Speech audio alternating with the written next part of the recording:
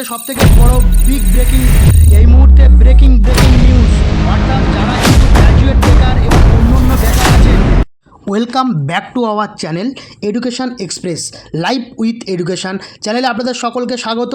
Big breaking news, যুবশক্তি ভাতা নিয়ে কিন্তু বড় আপডেট কিন্তু আমাদের সামনে চলে এসছে। আপনাদের মনে এই প্রশ্নগুলো কিন্তু আছে, সেই প্রশ্নগুলো নিয়ে কিন্তু আজকের হাজির হয়েছি। যুবশক্তি ভাতা নিয়ে আজকের মুখ্যমন্ত্রী কী ঘোষণা করলেন এবং আপনাদের যে তথ্য, সেই তথ্য কিন্তু আজকে তুলে ধরবো।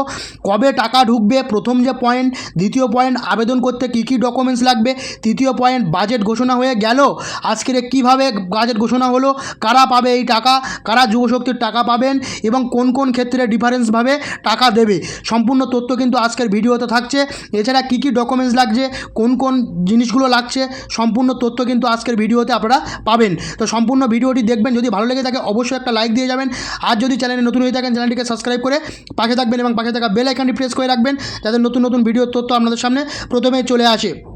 তো কবে টাকা ঢুকবে, দেখুন অক্টোবর মাস থেকে কিন্তু টাকা ঢোকার একটা বড় চান্স, এবং সেটা বলেই দিয়েছে যে ফার্স্ট অক্টোবর থেকে কিন্তু এই টাকাটা ঢুকবে।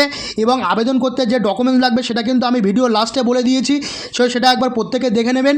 এবং বাজেট ঘোষণা হয়ে গেছে, বাজেট ঘোষণা হয়েছে অক্টোবর থেকে 3,000 টাকা, যারা গ্র্যাজুয়েট আছেন তাদের জন্য 3,000 টাকা, যারা গ্র্যাজুয়েট নন অর্থাৎ নন গ্র্যাজুয়েট মাধ্যমিক উচ্চ মাধ্যমিক পাস তাদের জন্য কিন্তু 2,000 টাকা ঘোষণা হয়ে গেল।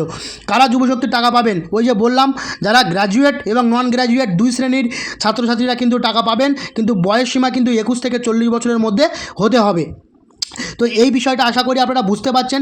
এবং এই পুরো বিষয়টা কিন্তু আজকের অধিবেশনে ঘোষণা হয়ে গেল, অর্থাৎ বাজেট অধিবেশনে যারা দেখেছেন, এই বাজেট অধিবেশনে কিন্তু এই সব জিনিসগুলো ঘোষণা হয়ে গেল। আবেদন করতে যে ডকুমেন্টসগুলো লাগবে সেগুলো একবার দেখে নেবেন। বাজেটটা কিন্তু বলেই দিলাম যে কত টাকা বাজেট ঘোষণা হয়েছে, এক একটা বাজেটের পেছনে কিন্তু অনেক টাকা কিন্তু ঘোষণা হয়েছে। এবার আপনারা দেখে নিন যে কাদের টাকা দেওয়া হবে, কারা টাকা পাবেন। তো দেখুন, যারা গ্র্যাজুয়েট বেকার তাদের জন্য মাসে 3,000 টাকা, অন্যান্য বেকারদের জন্য মাসে 2,000 টাকা অক্টোবর মাস থেকে দেওয়া শুরু হবে। যুবশক্তি ভরসা প্রকল্প, অর্থাৎ এই যুবশক্তি যারা আবেদন করতে চান তারা কিন্তু খুব তাড়াতাড়ি আবেদন করতে পারবেন, অর্থাৎ জুলাই থেকে আবেদন প্রক্রিয়া কিন্তু শুরু হবে। গত 2 মাস থেকে 3 মাস পর্যন্ত কিন্তু এই আবেদন প্রক্রিয়া চলবে। কিন্তু এখানে সবাই টাকা পাবেন না, সবার কিন্তু একটা নির্দিষ্ট এখানে কিন্তু অনেক কিছু বলে দিয়েছে বা ক্রাইটেরিয়া আছে, সেই ক্রাইটেরিয়া অনুযায়ী কিন্তু আপনারা এখানে টাকা পাবেন। তো আশা করি সমস্ত ভিডিওটা আপনারা বুঝতে পারছেন। যদি কোনো জায়গায় অসুবিধা হয়ে থাকে অবশ্যই কিন্তু আমাকে কমেন্ট করে জানাবেন। তো এবারে আসি যে কোন ডকুমেন্টস আপনাদের লাগবে, সেই ডকুমেন্টসগুলো আপনারা একবার দেখে নিন। তো জেনে নিন, যুবশক্তি ভাতা পাওয়ার সম্ভাব্য শর্তগুলো। বেকার হতে হবে, নিয়মিত কোনো আয় থাকা চলবে না, এটা হচ্ছে প্রথম কারণ। দ্বিতীয় যে কারণটা, মাধ্যমিক পাস এবং বয়স 21 বছরের বেশি হতে হবে। যে সমস্ত মাধ্যমিক পাস প্রার্থীরা আছেন তারা কিন্তু এখনই পাবেন না, 21 বছরের বেশি হলে তো কিন্তু আপনারা আবেদন করতে পারবেন এবং আবেদন করার পরেই কিন্তু আপনারা টাকাটা পাবেন। আশা করি আপনাদেরকে বোঝাতে পেরেছি। দ্বিতীয় নম্বর পয়েন্ট হচ্ছে ব্যাঙ্ক অ্যাকাউন্টের সঙ্গে ডিবিটি লিঙ্ক থাকতে হবে। যাদের ব্যাঙ্ক অ্যাকাউন্ট আছে সেই ব্যাঙ্ক অ্যাকাউন্টের সঙ্গে কিন্তু ডিবিটি লিঙ্ক অবশ্যই থাকতে হবে।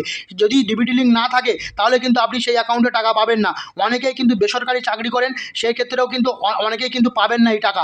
আপনাকে পুরোপুরি বেকার হতে হবে, তাহলেই কিন্তু আপনারা এই টাকাটা পাবেন। আরেকটা জিনিস হচ্ছে পশ্চিমবঙ্গের স্থায়ী বাসিন্দা হতে হবে।